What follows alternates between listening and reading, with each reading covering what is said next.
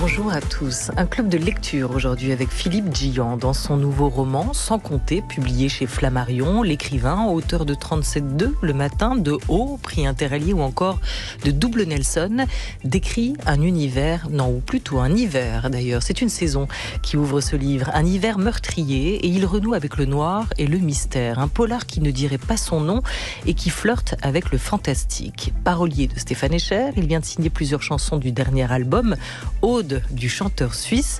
L'écrivain Philippe Djian ne fait jamais de plan, mais écrit sans compter. Il est aujourd'hui l'invité de Bienvenue au club.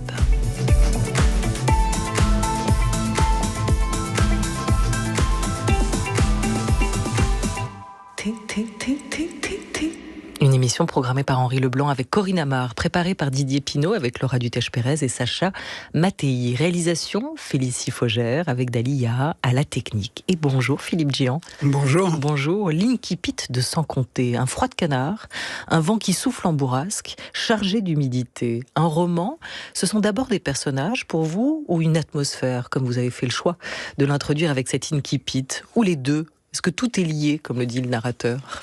Je pensais que vous alliez oublier le fait que ça pouvait être les deux. Donc oui, c'est forcément les deux, puisque quand mes personnages apparaissent, il faut tout de suite que je sache dans quelle attitude ils vont se trouver, et aussi au niveau de la météo. Je suis très sensible à la météo, parce que mes personnages, je ne sais pas s'ils ont chaud, s'ils ont froid, si c'est le jour, si c'est la nuit. Donc j'ai besoin de les faire évoluer tous les deux en même temps. Et je pense que l'un sans l'autre ne pourrait pas fonctionner. Je ne pourrais pas inventer mes personnages si je ne parlais pas de la météo. Et la météo sans personnage ne m'intéresserait que légèrement. Mais ça veut dire que la météo influence votre vie d'écrivain aussi, ou votre vie d'homme peut-être tout court. Vous êtes un écrivain diurne ou nocturne? Vous êtes un écrivain de l'hiver ou de l'été? Quelle est votre saison? J'arrive à travailler en hiver et en été, mais j'ai plus de mal à travailler dans la journée. J'ai découvert tout doucement que, comme c'est vraiment, je fais toute ma vie, c'est écrire, donc j'ai pu l'installer d'une manière un peu particulière, à savoir que vers 8-9 heures, je m'enferme dans mon bureau, je coupe mon téléphone et j'ouvre la fenêtre pour regarder s'il fait vraiment nuit, si je peux y aller ou pas. Non, je préfère la nuit parce que c'est vraiment le moment où on peut se couper du monde et qu'on peut s'ouvrir l'esprit. C'est là que naissent les histoires? Non, elles ne naissent pas là, les histoires. Les histoires naissent à partir du moment où je mets à plat une phrase. Une première phrase qui, quand je la relis, alors au début, on a l'impression qu'il ne se dit pas grand-chose, mais quand même, en une ligne, j'arrive à tout de suite sentir l'atmosphère. Je commence à voir si je vais avoir besoin d'un autre personnage ou de plusieurs. Ça va très très vite, mais c'est toujours l'étincelle du départ qui fait qu'il n'y a pas d'histoire, parce que je suis incapable de m'asseoir. Ma femme me dit toujours, mais assois-toi pendant une semaine et puis réfléchis, et une fois que tu auras l'histoire en tête, vas-y. Et je lui ai dit, mais ça fait 50 ans que je lui dis ça. Je lui ai dit non, je peux pas, il faut vraiment que j'ai la première phrase et que c'est elle qui lance quelque chose qui... moi, j'ai jamais vraiment l'impression que je vais raconter une histoire, mais ne pas raconter l'histoire, c'est encore plus compliqué. Donc oui, je sais que j'ai pas peur de ça. Je suis plutôt même attiré, excité par ça, quelque chose que je connais pas. Mais là, la première phrase est vraiment l'incipit ou c'est une autre phrase du livre qui a été l'étincelle? Non, c'est la première phrase, c'est celle qui me convient, c'est celle, vous savez, c'est comme une rencontre. Des fois, vous voyez quelqu'un arriver, vous êtes dans la même pièce et vous vous dites, oh là là, est-ce que ça va bien se passer ou est-ce que ça va pas bien se passer? Et puis des fois, c'est les petits détails qui font qu'on se dit, j'ai bien envie de continuer la conversation avec cette personne. Donc c'est un peu ça. Et l'histoire se déroule. Et comme j'ai pas de problème particulier ni de message particulier à mettre en avant, je suis assez libre et je suis ouvert, j'écoute, il fait jour, il fait nuit, c'est une femme qui parle, c'est un homme, est-ce que c'est un couple ou pas? Et tout doucement, ça avance et ça avance, mais une phrase en entraîne une autre. C'est ça qui est important pour moi. Est-ce que la phrase que je viens de mettre à plat, est-ce qu'elle met un mur pour la suite, ou au contraire, est-ce qu'elle ouvre, est-ce qu'il y a une porte qui s'ouvre? Et je me débrouille toujours pour qu'il y ait une porte qui s'ouvre. Et là, nous, ça va bien se passer ou pas?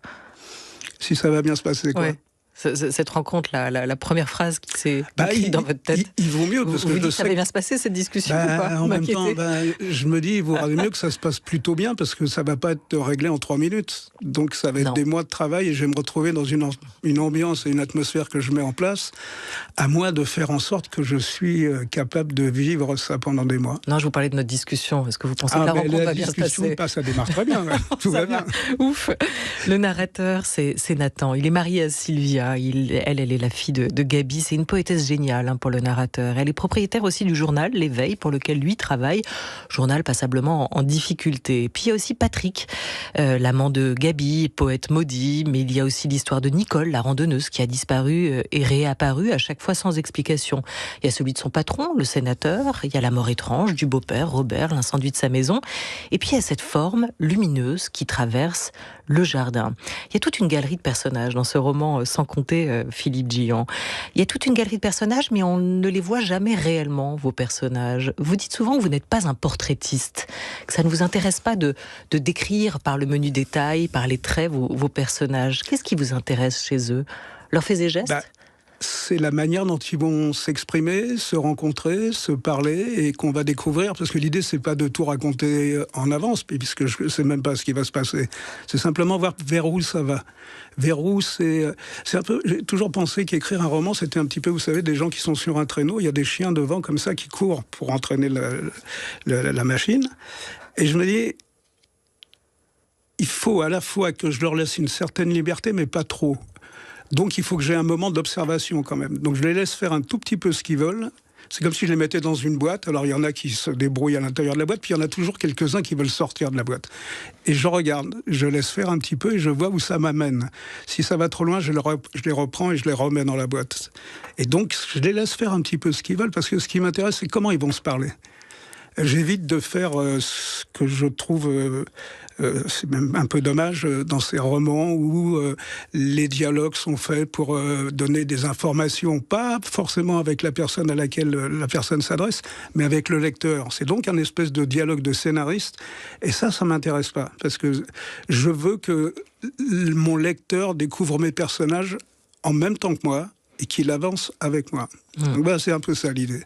Donc je les laisse faire un peu, et l'histoire, j'ai la chance, peut-être, il y a des gens qui m'ont dit que c'était une chance, de pas m'inquiéter de l'histoire. J'ai pas peur de la page blanche. Je sais pas ce que c'est que la page blanche. C'est même un peu idiot pour un écrivain de penser qu'il y a des pages blanches. Moi, j'essaye de les éliminer, les pages blanches. Je fais plus de paragraphes, je fais plus tous ces trucs-là, parce que ouvrir une histoire, c'est un peu comme vous ouvrez un robinet et l'eau se met à couler. Et il n'y a pas de raison qu'elle s'arrête ou que ça glougloute quand ça se passe bien. Donc, non, il faut que ça avance, et c'est pas avec de la typographie un peu particulière que je vais m'en sortir. Donc, je les écoute. Et je me dis, OK, peut-être qu'ils n'ont pas donné tout ce qu'on attend d'eux pour comprendre la suite. Mais ils en ont donné suffisamment pour que ça fonctionne avec la suite. Donc, je les écoute. Je suis quelqu'un qui écoute mes personnages. Et en même temps, comme j'imagine toujours être mon plus terrible lecteur. Je ne veux pas qu'il y en ait un qui soit plus méchant que moi. Donc j'attends de bien lire et de bien comprendre ce que j'ai écrit avant de mettre la phrase sur le papier. C'est même plus sur le papier, maintenant c'est sur un écran. Mais j'ai commencé avec le papier et le carbone, donc je connais un peu le problème. Mais voilà, je suis plutôt quelqu'un qui est à l'écoute, et qu'est-ce que je peux entendre? Mais dans la vie, c'est un peu ça. Vous rentrez dans une pièce, vous allez peut-être pas tout comprendre, mais il y a une personne à côté qui va dire un mot qui va vous intéresser ou pas. Et là, ça m'intéresse, donc je m'approche et j'écoute. Mais c'est un amusement, et moi je prends beaucoup de plaisir à écrire. Mais on imagine que les chiens de traîneau, ce sont les mots. C'est le rythme des phrases. C'est la musique aussi qu'elles peuvent faire, vos phrases, Philippe Gillian. Quand vous écrivez au fur et à mesure. On va écouter Gérard Depardieu, un comédien, nous parler de l'importance pour lui de la lecture à voix haute, notamment. Entendre ces mots. Duras se lit à haute voix, parfois. Parce que, comme je contestais sa ponctuation, la ponctuation, on ne peut pas la lire, mais on peut la sentir. C'est vrai que la ponctuation est une autre écriture, elle est très importante. Dans Peter Handke, c'est fou. Je lis tout Peter Handke, souvent ses pièces à haute voix, parce que c'est à haute voix qu'on entend mieux. Avec, bien entendu, des respirations. On ne va pas ânonner un livre. Et c'est là où on se rend compte comment la phrase est construite. C'est vrai que la lecture est essentielle à voix haute aussi. Les mots que Barbara écrit entre ses chansons sont magnifiques. C'est très important, il faut lire à haute voix. Pas pour prétendre, mais simplement pour entendre. Mais entendre le plus loin que la phrase. Voilà, extrait d'un entretien que Gérard Depardieu avait accordé à Henri Leblanc pour La Grande Table à l'époque, en février dernier. Sur les mots, la lecture à voix haute, on entend ce que Gérard Depardieu convoque comme imaginaire à travers ces mots. Il est autodidacte lui-même. Il a appris presque les mots en écoutant. J'aime bien Gérard Depardieu comme acteur. Je l'aime bien peut-être comme personne. Je ne le connais pas personnellement, mais ça va, ça se passe bien. Sauf que là, ce qu'il vient de dire, ça fait que je m'accroche à la table pour ne pas dire « mais je ne suis pas du tout d'accord ». Mais pas du tout. Et pourquoi ? Parce que c'est pas... Je pense qu'on peut lire un texte si on fait du théâtre. Donc il faut jouer le texte. Et moi, je pense qu'il ne faut surtout pas jouer le texte. Moi, j'ai besoin d'une écriture blanche parce que j'ai confiance dans le style, dans la langue, et je pense qu'il n'y a pas besoin qu'il y ait quelqu'un qui interprète ça. De la même manière, j'avais un moment essayé d'expliquer que quand vous dites, par exemple, où est-il ? Si vous mettez un point d'interrogation au bout, à quoi il sert ce point d'interrogation ? Il y a déjà l'inversion qui fait qu'on comprend que c'est une interrogation. Si au lieu de mettre ça, vous mettez un point, ça peut être une interrogation qui n'a pas besoin de réponse. Et ça change la sonorité de la phrase. Donc il ne faut surtout pas, à mon avis, les livres en audio, je ne peux pas supporter ça, je ne peux pas les écouter. Mais il ne faut surtout pas, si vous avez confiance dans la langue, et surtout si vous êtes quelqu'un qui travaille le rythme, la langue et tout ça, il n'y a pas besoin d'autre chose. Il faut réfléchir avant pour donner toutes les informations nécessaires à la compréhension de ce qui va suivre, mais surtout pas l'interpréter. Sinon, on fait du théâtre, et il y a des gens géniaux comme Gérard, certainement, qui peut dire la langue, qui a une intonation particulière, qui peut donner peut-être plus... de la vie de certains, plus de relief, mais moi je ne cherche pas ce relief, parce que je fais confiance à l'écriture, à la langue. Donc voilà, excuse-moi Gérard, tout va bien, hein, pas de problème, mais là je suis pas du tout d'accord. Ce qui mène le monde, ce qui mène la danse dans ce roman Sans compter, Philippe Djian, c'est le sexe.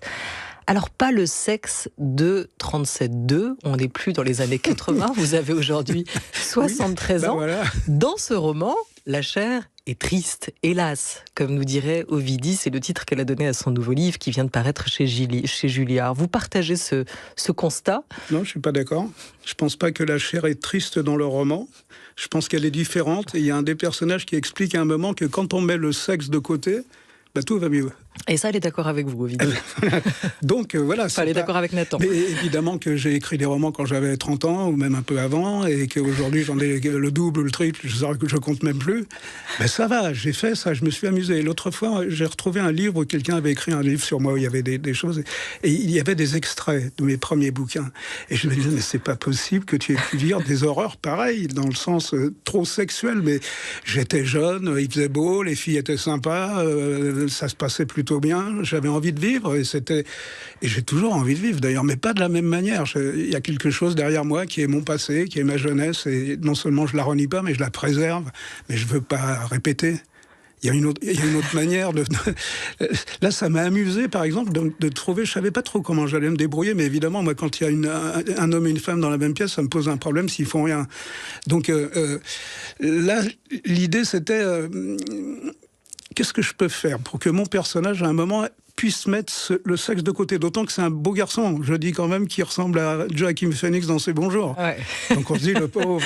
Eh ben le pauvre, c'est qu'il peut pas profiter, entre guillemets, je sais pas, profiter, c'est très masculin de dire ça, mais il peut pas profiter de ce que pourrait lui apporter une femme, une rencontre, voilà. Donc il met ça de l'autre côté. Oui, il est techniquement un peu entravé. Oui, il a eu une opération idiote, voilà. Je ne sais même pas si c'est possible. Je me dis, tiens, qu'est-ce qu'il a pu lui arriver ? Bon, voilà, c'est simplement ça, c'est foutu. Mais quand même, et pour avancer, oui, il nous confesse quand même, Nathan, que lui qui n'a pas fait l'amour avec sa femme depuis 4 ans, que de temps en temps, il offre à Sylvia, son épouse, un cunilingus pour Noël et un autre pour son anniversaire. Ouais, et nous en sortons chaque fois la larme à l'œil, dit-il.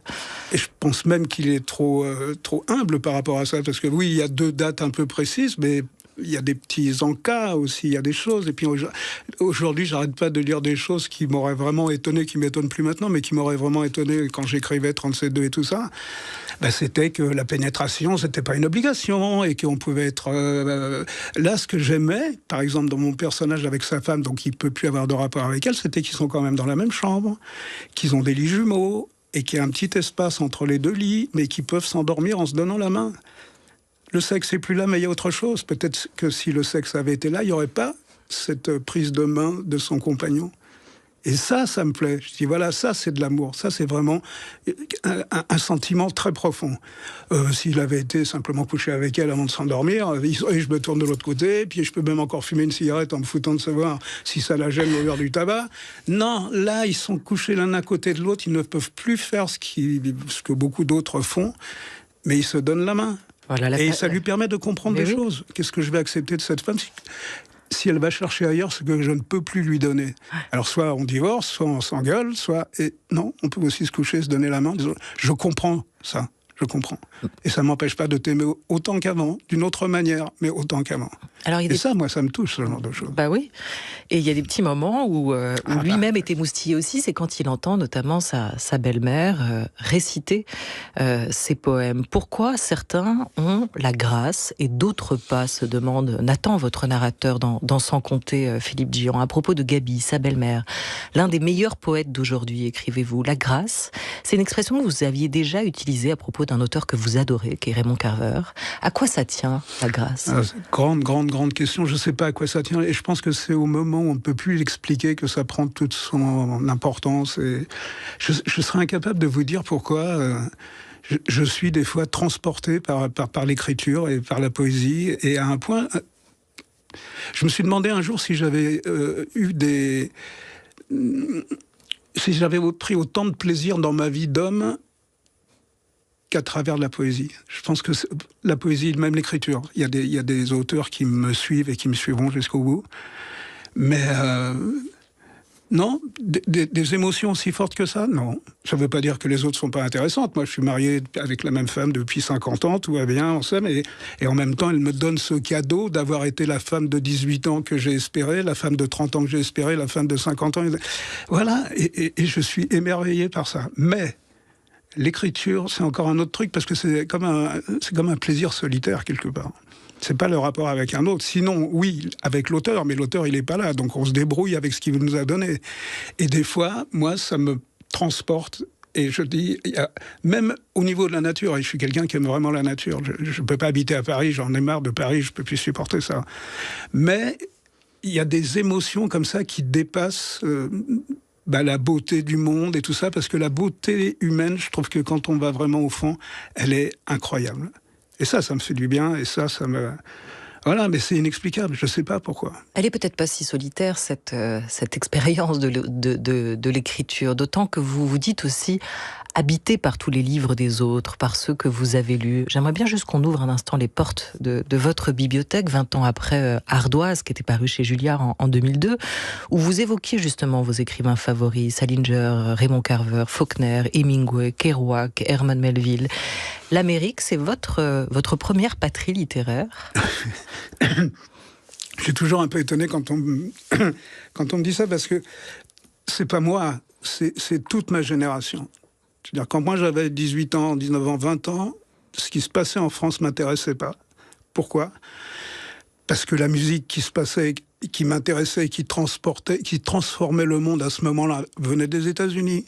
La mode venait des États-Unis, le cinéma venait des États-Unis, la littérature des États-Unis.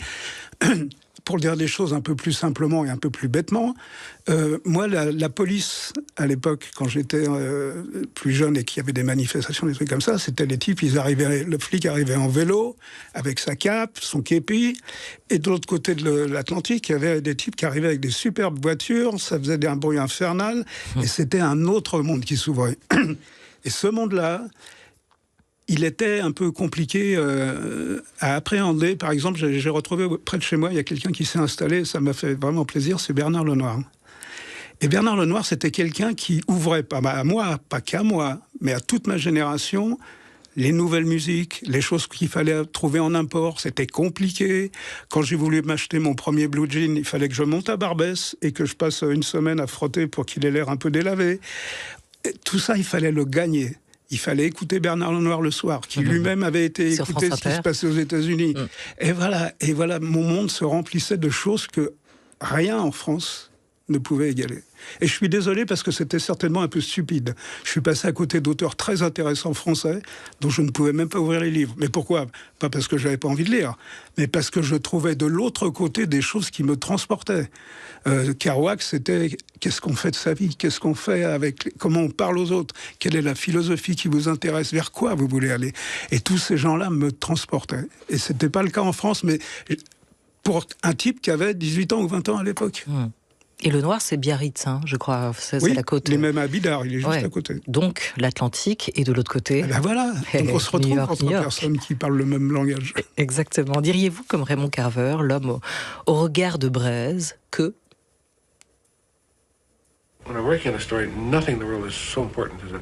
Quand je travaille sur une histoire, rien au monde n'est plus important que cette histoire. Et c'est toujours mon histoire préférée. Avec certaines histoires, vous savez que vous touchez à autre chose. Ça peut arriver au 4e, au 5e brouillon, mais vous ressentez cet élan. De temps en temps, ce sentiment apparaît et vous entendez ce vent souffler à votre oreille, et c'est une bonne sensation. C'est bon. C'est ce pourquoi on fait ça. En 1989, rien au monde n'est plus important qu'une histoire quand on est en train de la travailler. Avec certaines histoires, vous savez que vous touchez à autre chose, nous dit Carver dans cet extrait. Une histoire, c'est vraiment ça. C'est un cœur qui bat, Philippe Djian, un cœur vivant. Ben, c'est un super compliment que vous me faites, mais oui, Et en même temps, ce que je trouvais drôle, c'est qu'on m'a demandé pour d'autres émissions de choisir un écrivain par sa voix. Et il y a par exemple un type que j'aime vraiment beaucoup, qui est Blaise Cendrars. Mais je ne peux pas l'écouter, sa voix m'est insupportable. Là, j'écoute Raymond Carver et je me dis, mais sa voix, c'est exactement ce qu'il écrit. Et elle me touche. Alors, ce qui est incroyable, c'est que c'est pas... On ne peut pas expliquer ça. Moi, ça me transperce. C'est peut-être que quelqu'un à côté de moi dira bah non, moi je préfère Blaise Cendrars. Donc il n'y a pas de, c'est pas comme un truc mathématique. On ne sait pas pourquoi à des moments ça vous fait. Moi, ce que j'adorais chez Raymond Carver, c'était ça, c'était de rien faire presque avec ça. Et j'avais eu un mot pour un autre auteur que j'aime bien qui s'appelle Richard Brotigan. Et je disais, ce type-là, il est capable de mettre une tragédie grecque dans un dé à coudre. Et là, mais presque sa voix remplit déjà le dé à coudre à moitié. Parce là, je ne sais pas, alors ça vous paraît stupide, mais je sens que cette voix-là, qui sort d'un homme, d'un écrivain, il va forcément me toucher. Et voilà. Et moi, je pars comme un idiot tout de suite en courant derrière. Il se trouve que là, je ne suis pas déçu par Raymond Carver, mais il y en a plein d'autres. Là, j'ai fait une émission avec Bret Easton Ellis que j'avais déjà rencontré avant dans une lecture et tout ça. J'aime pas tout. Vous disiez d'ailleurs que Stephen King n'entre pas dans votre panthéon littéraire. Comme quoi cet amour, il n'est pas aveugle non plus pour non, il n'est pas aveugle, mais à chaque fois, par exemple, Bret Easton Ellis me disait quoi Stephen King, incroyable. Oui. Après, il était d'accord avec vous plutôt. Oui, mais les histoires, vous dites c'est bien. Pas un grand écrivain. Mais comment sortir de l'histoire ? Comment faire qu'à un moment, moi j'ai été catastrophé de voir qu'il y avait des écrivains français que j'admire et que j'aime beaucoup, qui se servaient à un moment que des nouvelles dont on connaît l'histoire. C'est des nouvelles qui sont publiées dans les journaux. Moi, je ne peux pas travailler si je connais la fin de l'histoire que je suis en train de raconter. Il ne faut surtout pas qu'un écrivain se sente enfermé dans quoi que ce soit. Et Bret Easton Ellis, c'est un écrivain. Lui, on l'écoutera le 5 avril sur ce France Culture dans Bienvenue au Club. En 2000, dans Philippe Djian Revisité, vous vous décriviez plutôt, vous, comme un écrivain chirurgien ou un écrivain plombier, parlant du roman comme un organisme vivant avec un système nerveux et sanguin. Vous disiez même que vous vous sentiez passablement responsable du bon fonctionnement de sa tuyauterie. Il nous reste quelques minutes. Je voudrais quand même qu'on écoute la voix de Stéphane Escher, votre ami, votre complice. Non, il y a une vraie histoire de grande, tendre amitié. C'est vraiment... Si je le vois, je suis content. Si je l'entends, je suis heureux. S'il me file des nouveaux textes, je suis émerveillé. Là, je crois le vraiment nouveau étape de ma créativité, c'est je sens vraiment ces mots quand je chante. Ces mots-là. Et chaque soir, quand je les chante, il y a un truc chimique dans mon corps qui se passe. Et je crois, dans le public, ça arrive aussi. Il y a personne qui peut écrire des chansons comme Philippe Djian en français, j'ai l'impression. Parce que c'est pas de la variété, c'est pas la platitude rock que je devrais faire normalement dans mon trajectoire. Et c'est pas des poèmes non plus. C'est pas de la variété, c'est pas des poèmes non plus, c'est pas de la platitude rock. Alors c'est quoi ? Stéphane Escher qui est en concert avec son nouvel album Aude de Franconville ce soir à Carcassonne le 15 juillet, la ville qui a prêté son nom à son 7e album sorti en 93, dont vous aviez écrit déjà la quasi-totalité des chansons, dont 2 de ces tubes après Déjeuner en paix que l'on vous doit aussi, des hauts et des bas, et ni remords ni regrets. Qu'est-ce que c'est ? Est-ce que c'est des micro-nouvelles, ces chansons que vous écrivez, des instants ?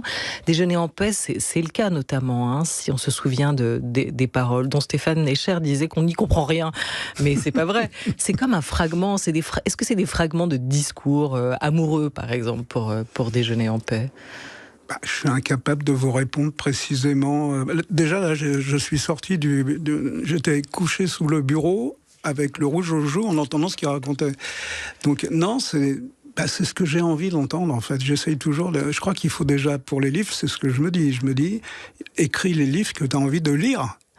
Si j'écrivais des livres que j'ai pas envie de lire, je sais pas ce que je ferais autre chose. Et pourquoi vous écrivez des chansons ? Donc pour écrire des chansons que vous avez envie d'entendre ? J'écris pas des chansons pour beaucoup de gens. C'est le seul. Ouais. Il y en a et pas depuis d'autres. 40 ans, au moins. Oui, mais pourquoi ? Parce qu'à un moment, je pense que lui, à travers les mots que j'écris, s'il me prête sa voix, et sa mélodie, j'en parle même pas, comme je trouve que c'est un très très grand mélodiste, c'est un très bon mélodiste, je me dis, pourquoi changer ? Et là, c'est un peu miraculeux, parce que je pense qu'il y a des tas de gens qui m'ont demandé de leur faire des petites choses, et que peut-être que c'est des gens que j'admire beaucoup, mais je sens pas qu'il peut y avoir cette espèce de connexion. Donc je le fais pas. Et là, c'est encore une fois, je voudrais juste ajouter que c'est pas de la poésie. C'est des paroles de chansons, c'est très spécial, très particulier, mais peut-être dans une autre émission ou dans une autre vie, je pourrais m'exprimer un peu plus longuement. Rendez-vous est pris, Philippe Djian. Il vous prête sa voix, vous lui prêtez vos mots. Philippe Djian, Sans compter, votre nouveau roman, vient de paraître chez Flammarion. Merci beaucoup à vous. C'est moi. Merci.